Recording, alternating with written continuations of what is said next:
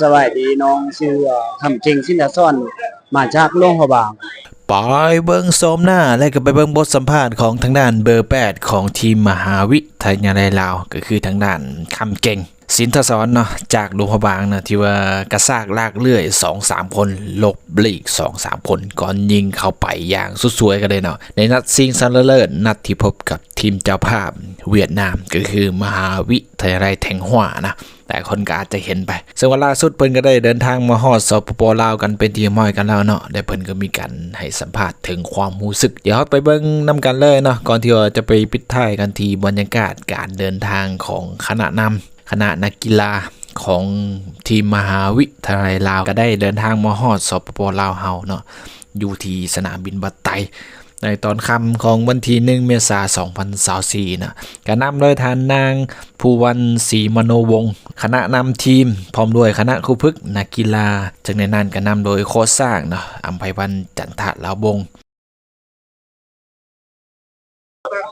สวัสดีน้องชื่อคำจริงสินดาซ่อนมาจากโรงพยาบาลสำหรับการ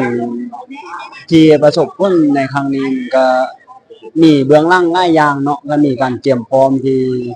ซับซ้อนหลายอย่างแล้วก็มีการเตรียมพร้อมที่ดีเนาะทั้ง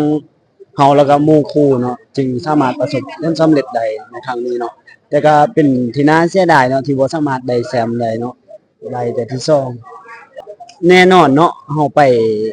ต่างประเทศหรือไปต่างชาติมามันแน่นอนมันจะเพิ่มประสบการณ์หลายอย่างเฮาจะได้ไปทดลองบทเรีย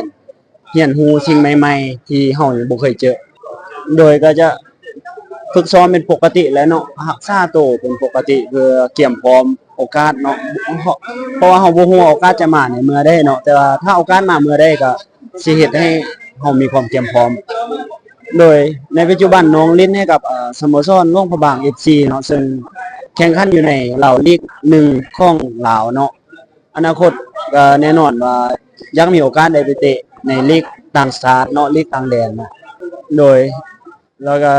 ส่วนสำคัญแล้วเนาะก็อยากขอบใจแฟนบ้านแล้วก็ผู้อุปถัมภ์การนำต่างๆเนาะขอบใจที่สนับสนุนจนมาฮอดจุดนี้เนาะคันบ่มีทุกท่านก็อาจจะบ่มีทีมที่มาฮอดจุดนี้ได้เนาะขอบใจพิเศษในพิธีทานวันนาลีออนสวัสดิ์ประธานบริษัท LT Show เนาะเพิ่นก็ได้มามอบคอมพิวเตอร์ให้กับนักกีฬาจำนวน19คน19หน่วยนะมูลค่า100ด้านกีบเนาะแล้วก็ส่วนรายละเอียดอื่นๆมืออื่นเนาะมือต่อไปอาจจะมีการเขียนรายละเอียดให้เติมกันแล้วกันนะ